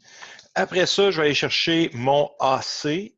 AC, c'est égal à fin moins début également. Ça marche tout le temps, cette méthode-là. La fin, c'est 6, 2. 6, 2, moins 3, moins 5. Donc, ça va être égal à 6 moins 3, ça va me faire 3. Et 2 moins 5, ça va me faire 7. 3, 7. Voilà. Chose que j'ai besoin aussi dans le produit scalaire, je ne sais pas si vous vous en souvenez, mais ça me prend les longueurs de chacun. Donc, je vais aller chercher la longueur de AB. Longueur de AB, ça va être égal à racine carrée de moins 7 au carré plus 12 au carré. Donc, ça va me faire une racine carrée de 49 plus 144. Ça va me faire une racine carrée de 193. Oui, on peut utiliser double au lieu de simple. Tout à fait, Azedine. Les deux sont acceptés. Simple, valeur absolue ou double. Aussi, les deux sont acceptés. C'est deux notations correctes. Et ça me prend aussi la longueur de AC. Donc, longueur de AC, ça va être égal à racine carrée de 3 au carré plus 7 au carré. Ça va me donner racine carrée de 9 plus 49. Ça va me donner racine carrée de 58 comme longueur. Puis là, une fois que vous avez les deux, vous pouvez utiliser le produit scalaire. Donc, ça, c'est la deuxième étape. Utiliser le produit scalaire pour aller chercher vos angles. Donc, là, maintenant, vous pouvez aller chercher le produit scalaire. Le produit scalaire, je vous rappelle la formule, là, si vous faites AB, produit scalaire avec AC, il y a deux formules. Il y a celle de droite et celle de gauche. Je ne sais pas si vous vous souvenez de celle de gauche. Celle de gauche, c'est avec longueur de AB multiplié par longueur de AC multiplié par cos de l'angle. Donc, celle de gauche, il y a cos de l'angle dans la formule. Et c'est ça qui est intéressant, c'est que dans celle-là, il y a cos de l'angle. Oui, c'est vrai, je l'appelle θ, mais c'est A en fait. C'est vrai. J'aurais pas dû l'appeler θ, j'aurais dû l'appeler cos de grand A. Ah, je vais l'effacer au complet puis je vais le réécrire. C'est vrai, c'est Azedine qui me dit ça. Il a entièrement raison. Ça devrait plutôt être cosinus de grand A. Parce que c'est l'angle entre les deux. Et de l'autre côté, ben là, c'est tout simplement de prendre les composantes de chacun. Donc, composante de moins 7, 12, ça c'est pour le AB. Produit scalaire avec les composantes de AC, 3, 7. Et là, je vous rappelle la formule, il faut prendre les X, donc moins 7 multiplié par 3, plus 12 multiplié par 7. Donc, on multiplie le X avec le X et le Y avec le Y. Ça va nous faire un moins 21, 70, 84. Donc, ça va nous faire un 63 de produit scalaire, qui serait le travail aussi. Hein? Ça, c'est le travail, 63 joules. C'est fou, hein? Si on avait des forces et du déplacement, ce serait 63 joules. C'est fou d'y penser, hein? Mais là, il n'y a pas d'unité. Donc, c'est juste 63. Donc, ici, tout ça va être égal à 63. Et la longueur de AB, ben là, ça, c'est racine de 193, multiplié par la longueur de AC, qui est racine de 58, multiplié par cos de grand A. Donc, cos de grand A va être égal à 63 sur 193 fois 58, tous les deux sous la racine. Donc, ça permet de trouver l'angle A. Donc, A va être égal à, ben là, je peux le faire ici. Je vais faire ça directement. 63 divisé par parenthèse, deuxième fonction racine 193 multiplié par deuxième fonction racine de 58. On ferme la parenthèse et on peut faire égal. Ça me donne ça. Il faut faire un cos moins 1. Donc, deuxième fonction cos, ça me donne 53. 53,45502768 degrés. Tout à fait. J'ai ça moi aussi à ZN. Génial. On l'a. Donc, comment vous trouvez ça? Trouvez-vous ça choquant? Trouvez-vous ça perturbant comme méthode? Êtes-vous choqué dans la méthode? Ou vous êtes correct? Vous sentez-vous encore conscient de la chose? Ça va pour l'instant? Est-ce que je peux en faire un autre juste pour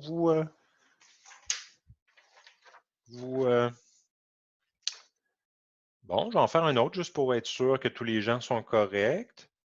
Je vais trouver l'angle B maintenant. Trouver l'angle B. Avec le... Oh, j'ai mal... bon, j'ai barré un peu mon angle B, mais ce n'est pas grave, là. Pour trouver l'angle B, même procédure. Hein, vous allez vous générer BA et vous allez vous générer BC dans la figure d'origine. Hein. Je ne sais pas si vous avez remarqué, là. Mais dans la figure d'origine, vous allez faire BA et BC en plein ça, Bader. En plein ça, en plein ça. Et BA, c'est moins AB. Donc, ça vous permet de sauver du temps. Donc, vous pouvez déjà dire que moins AB, bien AB, vous l'avez ici. Ça veut dire que moins AB, c'est 7 moins 12. C'est donné directement. Donc, vous avez juste à changer le signe du 7 puis le signe du 12 pour aller chercher BA. Puis pour BC, bien là, BC, c'est fin moins début. Donc, ça va être égal à la fin qui est C. Donc, ça va être 6, 2 moins 4, 7. Tout simplement. Donc, ça va être égal à 6 moins 24, ça va faire 10. Non, pas 12. Ça fait 10. 6 plus 4, 10. Puis moins 5. Ici. Oh non! Oh non! Est-ce que je peux réparer ça? Attention. Ah, je l'ai complètement perdu. Ça se peut pas. J'ai encore accroché mon fil. Ah non, il est revenu. Il est revenu, il est revenu, il est revenu. OK. Si j'arrêtais d'accrocher mon fil aussi, j'aurais moins de problèmes. Hein? Je me mets à 10, j'applique OK, puis là, je peux le ramener. Voilà. Ah voilà, il est revenu. Bon, je m'excuse encore une fois, j'ai accroché mon fil. Ah, ça me choque quand j'accroche mon fil. Donc, c'est ça, j'ai 10 moins 5. Lui, sa longueur, la longueur de BA, hein, c'est la même que la longueur de AB. Donc, la longueur de BA, c'est exactement la même que AB. C'est 193 racines de 193. C'est la page 184, ça. Attends, je peux le mettre ici. P.184. C'est la page 184, ce truc-là. Oui, c'est le même. C'est le même. C'est juste que là, je vais chercher l'angle B pour, par peu plaisir, là, avec la même méthode, en fait. C'est exactement la même page. C'est juste que là, je fais l'angle B. Et lui, la longueur de BC, ben là, la longueur de BC, Pythagore, encore une fois, 10 au carré plus moins 5 au carré. Donc, ça va faire racine carrée, c'est 125 de 125. Donc, on a la longueur de BA, la longueur de BC. On peut faire notre produit scalaire. Donc, produit scalaire pour trouver l'angle. Vous pouvez y aller directement. Donc, produit scalaire, c'est BA, produit scalaire avec BC. Ça va être égal à composante de BA, donc 7 moins 12, multiplié par composante de BC qui est 10 moins 5. Le tout est égal à longueur de BA multiplié par longueur de BC multiplié par le cosinus de grand B, qui est l'angle grand B. Donc, ça se fait quand même assez bien. Vous pouvez faire 7 fois 10, 7 fois 10 plus moins 12 fois moins 5. Ça va faire 70 plus 60. Ça va faire 130. C'est ça, hein? Si je n'ai pas fait d'erreur. Ouais, 130. Et de l'autre côté, ben, vous allez avoir longueur de BA qui est racine 193 multiplié par longueur de BC qui est 125 multiplié par le cosinus de grand B. Tout ça égalise 130. Donc, le cosinus de grand B va être égal à 130 sur racine 193 fois racine 125. Et vous allez avoir le grand B de ça. Donc, je vais le faire 130 divisé par racine carrée de 193 fois racine carrée de 125, fermeture de parenthèse égale 0,83, vous faites deuxième fonction cos, on a 33,17, donc égale 33,17, 3 petits points degrés. Comment vous trouvez ça finalement? Est-ce que ça se passe bien ou c'est choquant pour vous autres? Est-ce que ça vous... c'est beau? C'est bien, hein? Donc, c'est ça, grosso modo. Puis là, pour aller chercher le C, là, on ne va pas le faire avec produit scalaire. Là. Ouais, c'est ça. C va être égal à 180 degrés moins A moins B. Là. On ne va pas le faire avec le produit. On pourrait, là, pour se valider, bien, on sait que C va être égal. Moi, je l'ai fait ce matin. J'ai 93,366, 3 petits points degrés pour le C. Par la suite. Mais vous pourriez le faire avec CB et CA aussi. Là. Pour aller le chercher, là, si vous voudriez le faire avec le produit scalaire, il faudrait utiliser CA et CB. Si vous vouliez le faire avec le produit scalaire. Il faut toujours avoir la même origine hein, quand vous faites ça avec le produit scalaire. Donc, ça, c'est vraiment important d'avoir toujours la même origine, toujours commencer par C ou par B, là, si vous voulez trouver l'angle B. Donc, y a-t-il quelque chose que vous vouliez revoir? Avez-vous eu le temps de prendre ça en note ou ça va? Aviez-vous tout ça pris en note? Êtes-vous correct de votre côté? C'est bien. OK, Ronald. OK, OK. Donc, bon, si vous avez ça, tout ça pris en note, génial. Génial, génial. Là, c'est sûr que je vais vous demander de faire ça dans votre examen 4, hein, qui va être en devoir aussi, là. C'est sûr que je vais vous demander de calculer des angles avec le produit scalaire. Parce que des fois, les gens ils me disent « Ouais, mais j'aurais pu utiliser la loi des cos. » Oui, vous auriez pu utiliser la loi des cos. Parce que vous savez la longueur de petit c, vous savez la longueur de petit a, parce qu'en fait, vous avez juste à faire des Pythagore. En fait, vous pouvez vous aider pour vous valider. Là. Le petit a, en fait, c'est BC, puis BC, c'était racine carrée de 125. Le petit c, ça, c'était AB. Puis AB, ça, c'est racine carrée de 193. Puis le petit b, ça, c'est AC. Puis AC, ça, c'était racine carrée de 58. Fait que oui, vous auriez pu utiliser la loi des cos, mais je vais vous demander, parce que vous connaissez tous les côtés, en fait. Donc, oui, vous pourriez, là. Mais moi, je vais le demander de le faire avec le produit scalaire. Donc, vous n'aurez pas le choix de les faire fin moins début, trouver les composantes. Ça va être obligé de le faire avec le produit scalaire. Et d'ailleurs, chose très importante, parce que là, ça s'en vient là, bientôt, on va être en 3 dimensions avec les vecteurs. Donc, on va avoir un X, on va avoir un Y et on va avoir un Z. Donc, on va être en 3 dimensions, 3D. Bien là, ça va devenir difficile de faire le dessin. Donc, ça va être assez dur. Ça va être beaucoup plus facile d'utiliser le produit scalaire pour calculer les angles parce que ça va beaucoup mieux. Oui, vous avez le droit de valider avec la loi des cos, Mohamed, oui. C'est autorisé, mais je ne vais pas vous demander de le faire.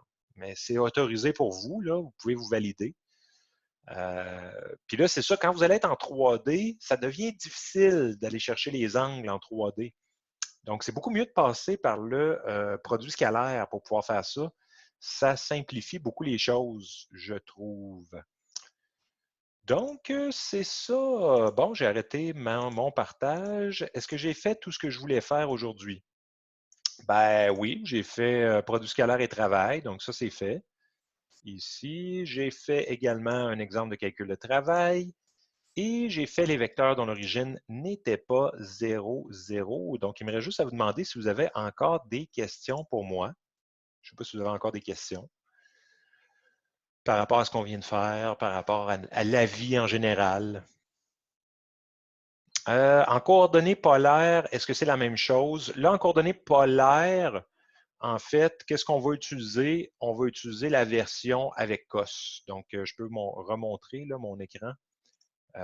Pour les coordonnées polaires, on va travailler vraiment en version cosinus. Là. Donc, si, admettons, on a deux vecteurs, je peux même faire l'exemple en fait des coordonnées polaires. Ça, c'est une bonne question d'Azedine. Si on a les coordonnées polaires, là, je peux faire un exemple avec un U et un V. Donc, si j'ai un axe Y et j'ai un axe X,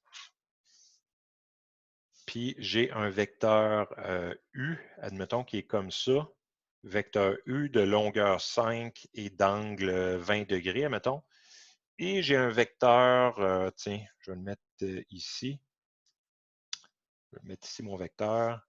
Je vais mettre un vecteur V, admettons, de longueur 8 et d'angle, bon, je ne sais pas moi, 70 degrés. Mettons que j'ai deux vecteurs comme ça. Donc, V est égal à 8 angle 70 et U est égal à 5 angle 20 degrés. Ben là, si on veut calculer le produit scalaire des deux, ben, produit scalaire de U fois V, U produit scalaire avec V, ben là, on n'aura pas le choix de passer par la version longueur de U fois longueur de V multiplié par cosinus de θ, qui est l'angle entre les deux, qui est l'angle ici, en fait. Donc là, il faut faire attention. Si jamais on est en polaire, on ne peut pas utiliser les composantes à moins qu'on aille les calculer. Donc là, si on veut utiliser l'autre formule, il faudrait calculer les composantes X et Y de chacun, mais ça va beaucoup plus vite comme ça parce que là, on peut faire 5 fois 8 fois cos de l'angle. L'angle entre les deux, c'est tout simplement 70 degrés moins 20 degrés. Là. Ça va être 50 degrés. Donc, si on fait ça, ça fait 5 fois 8 fois cos de 50. Ça nous fait 25,71 directement. Donc, égal 25,71, 3 petits points. Donc, ça nous permet, on peut le faire aussi en coordonnées polaires. Ça va même plus vite, en fait, qu'en coordonnées cartésiennes. Ben, plus vite. Pas tant que ça. C'est pas mal pareil, là, parce que l'autre version aussi va très, très vite. Là. Si on voudrait le faire en coordonnées cartésiennes, ben là, il faudrait aller chercher 8 fois cos de 70, 8 fois sin de 70. Il faudrait aller chercher les composantes de chacun, là. Ce qui est quand même long, XY, quoi. Ce qui est quand même long. 5 fois cos de 20, 5 fois sin de 20. Donc, c'est un peu plus de travail, là. Bon, j'ai dépassé un peu. Je vais faire ça. Tiens. Donc, un peu plus de travail à ce niveau-là. Là. Mais ça se fait également. Ça se fait également. Donc, c'est ça. Je ne sais pas s'il y avait d'autres questions. Est-ce que vous aviez des questions, des commentaires? Est-ce que vous vouliez savoir quand est-ce que la pandémie allait prendre fin? Est-ce que vous voulez savoir comment devenir millionnaire? Est-ce que vous voulez savoir le secret de la vie éternelle? Non, merci, OK. Les trois. Ah, les trois. Aïe, aïe, aïe. J'ai aucune réponse. Donc, oui, comment devenir millionnaire? Pas du tout inquiet pour le virus dans mon cas. Là. Je ne suis pas du tout inquiet. La seule chose qui m'inquiète, en fait, c'est plutôt la santé mentale des gens, là, à force de rester à la maison comme ça. Moi, ma propre santé mentale n'est pas en jeu, là, parce que j'adore ça, être à la maison et être sur un ordinateur 24 heures sur 24. Mais je sais que plusieurs personnes en souffrent beaucoup parce que, bon, être sur un ordinateur, c'est pas... l'ouverture du cégep aux étudiants internationaux, j'ai aucune idée. J'ai aucune idée, Ronald, de cette nouvelle-là. Est-ce que c'est nouveau? Donc,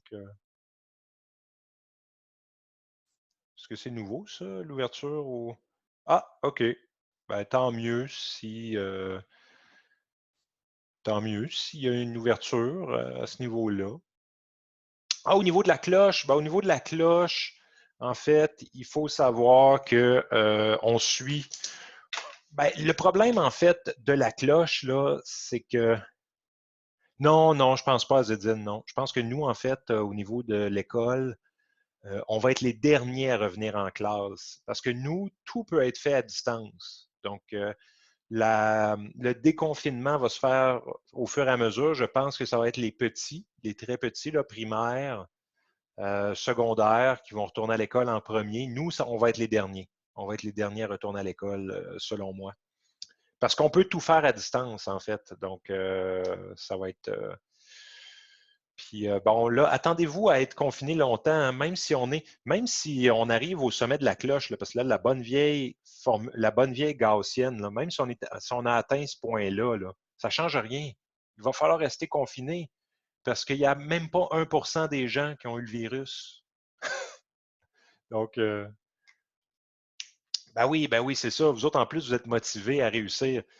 Donc, là, le problème, c'est que même si on a atteint le sommet de la cloche, le problème, c'est qu'on ne peut pas tout réouvrir parce que si on rouvre tout, ben, les gens vont devenir infectés, il va y avoir une autre cloche, il va y avoir une deuxième vague. Donc, c'est ça le problème là, présentement. Tant qu'on n'a pas de vaccin, en fait, on est confiné tant qu'on n'a pas de vaccin. Donc, ça, c'est certain. Et le vaccin, selon Bill Gates, c'est pas avant la fin 21. Donc, fin de l'année 2021. Mais est-ce que les gens font confiance au vaccin aussi? Est-ce qu'on fait confiance dans le vaccin? Parce qu'il y en a qui ils Ah, disent ben qu'il là, y a d'autres choses dans le vaccin aussi, là. c'est une autre affaire, ça, Ali. Est-ce que le vaccin va fonctionner? On n'est même pas sûr. Fait que, Ça aussi, oui, c'est vrai. Ouais, on ouais, n'est ouais. même pas sûr qu'il va fonctionner. Donc, attendez-vous à rester confiné un bout de temps, là. Donc, oui, mais André, oui, mais ils vont nous autoriser à recommencer, nous, à un moment donné. Ils vont nous autoriser à revenir en classe. Donc, c'est sûr qu'il va y avoir encore des mesures de confinement. Moi, je pense, personnellement, là, si vous voulez des prédictions de mon côté, 2 ans. 2 ans avec des mesures de confinement, selon moi, là. Jusqu'à la fin de 2021, on va avoir des mesures. Ça ne veut pas dire qu'on n'aura pas le droit de sortir, ni d'aller à l'épicerie, ni d'aller en classe. C'est juste qu'on va avoir des mesures de confinement.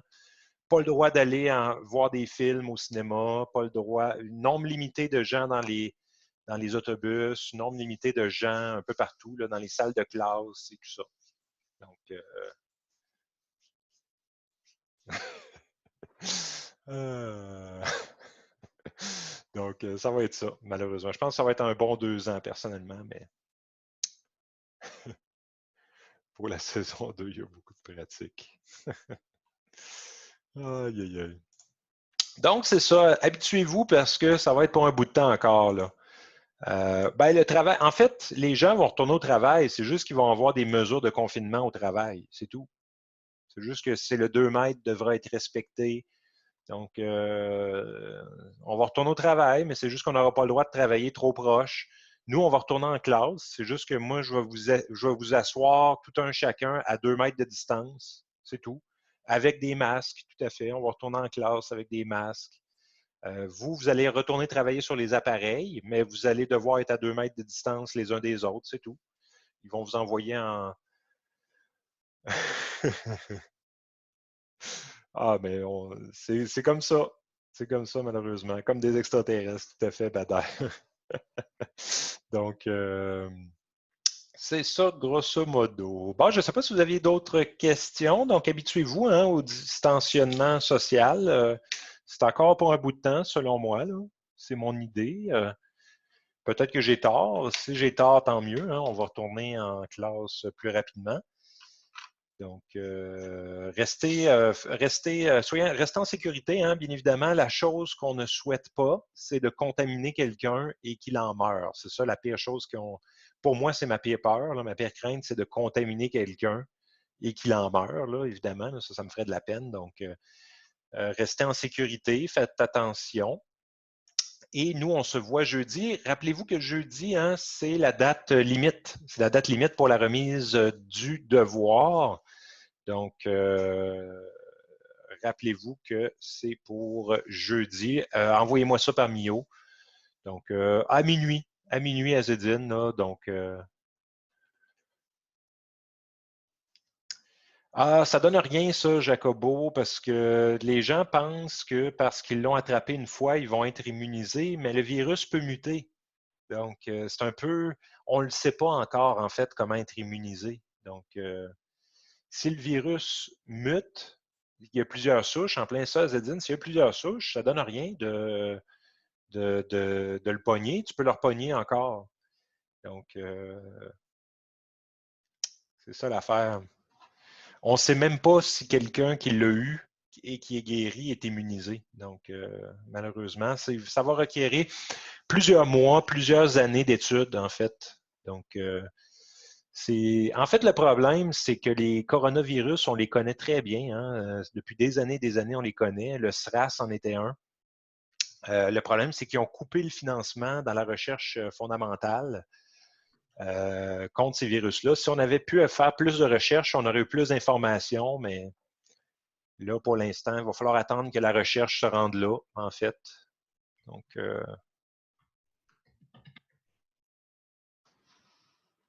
les plus de vitamine C, Ali.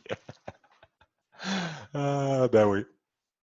Donc, oh non, non, non. Si vous lisez la documentation scientifique, je dirais 99% des scientifiques sont d'accord que ça vient probablement d'une chauve-souris chinoise. Là. Ça n'a pas été créé en labo. Là. Si vous regardez les experts, là, la littérature scientifique, c'est clairement un virus de chauve-souris. Là. Ou de pangolin, oui. Ça pourrait être un virus de pangolin. Ça pourrait être ça. Donc, c'est pas un virus. C'est un virus qui vient des animaux, en fait, là, classique. Là. Ouais, ben là, il y a eu des rumeurs que ça vient du VIH, mais ça n'a pas rapport. Donc, c'est pas rapport avec le VIH, en fait. Là. C'est des rumeurs. Là. Ça vient des chauves-souris ou des pangolins. Là. Ça vient des animaux. C'est normal, les chauves-souris, en fait, ont plusieurs virus en elles. Donc, si vous lisez un peu là-dessus, les chauves-souris sont porteurs de plusieurs virus. C'est des vecteurs de maladies connus, hein, les chauves-souris. Ils sont pleines de virus, mais elles, leur système immunitaire les protège contre ces virus-là, mais nous, on n'est pas protégés. Donc, c'est ça le problème. Là. Donc, oui, le côté positif à Zedine, ben oui, les gaz à effet de serre, c'est bien ça. C'est bien parce qu'on consomme beaucoup moins. D'ailleurs, pour certaines personnes, en fait, il y a certaines personnes présentement, dont moi, qui ont encore le même salaire, mais qui dépensent presque rien. Je dépense presque pas d'argent. Donc, en fait, je fais plus d'argent qu'avant parce que j'ai pas besoin de me déplacer, j'ai pas besoin de rien faire. Je vais jamais au restaurant maintenant. Donc, je fais plus d'argent qu'avant. pour certaines personnes, c'est comme ça. Parce que non, ben non, on n'est pas rendu là. Là. On n'est pas rendu à la Troisième Guerre mondiale, donc c'est pas. Peut-être qu'ils vont me surtaxer, je ne sais pas. Ouais. Ils ne me lâcheront pas, ça se peut, ça se peut, ça se peut. Bon, ben en tout cas, je vous souhaite une belle soirée. On se dit à jeudi. Jeudi, qu'est-ce que je vais faire? Je vais faire des exemples. Donc, je vais faire d'autres calculs, d'autres exemples. Ça vous fournit des vidéos dans lesquelles vous pouvez retourner regarder après pour vous aider à faire vos devoirs à la maison, là. Notamment votre examen qui s'en vient, qui va être en devoir lui aussi. Là. Donc, c'est ce que je vais faire jeudi. Donc, si jamais vous avez des questions aussi, vous pouvez les amener jeudi. S'il y a des problèmes, que vous avez de la difficulté, n'hésitez pas. je pourrais les faire. Ben oui, bonne soirée. Bonne soirée Azedine. Bonne soirée Bader. Reposez-vous bien. Travaillez fort. Relaxez-vous aussi. Il faut faire attention. Il faut faire attention à sa santé. Mangez bien. Faites de l'exercice. Relaxez-vous. Faites attention à vous. Faites attention à votre hygiène de sommeil. Hein? Très important de se lever quand même relativement tôt pour garder un bon rythme circadien, là, pas trop se désaxer au niveau du rythme circadien. Donc, bonne soirée à tous. Je vais stopper l'enregistrement. Stop recording.